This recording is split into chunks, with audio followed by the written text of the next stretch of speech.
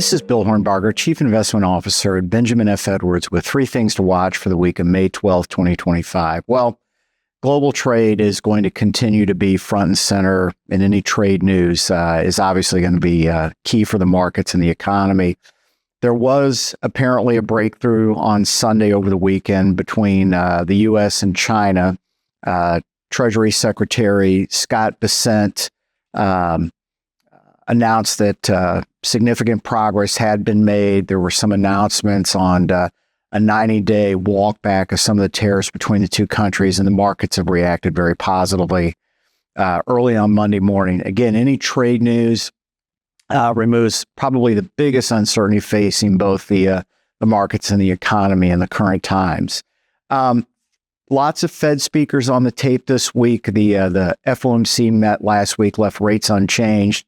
Fed Chairman Jerome Powell will speak on Thursday, and policymakers and Fed Chairman Powell have indicated that the whole tariff situation makes their job tougher.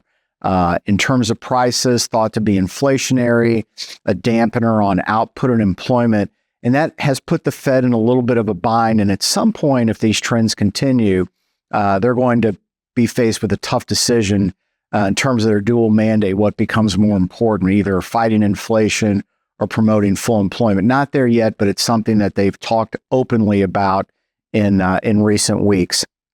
And then finally, on the data front, we're going to get the consumer price index for the month of April. CPI has been coming down. Overall CPI on a year-over-year basis expected at 2.4%, core CPI at 2.8%, both down considerably from the peaks we saw in 2022, 2023, but still a little bit above the Fed's desired target. They look at a core 2% inflation number basis, personal consumption expenditures. But again, significant progress, something to keep an eye on. And then finally, we're in the final weeks of earnings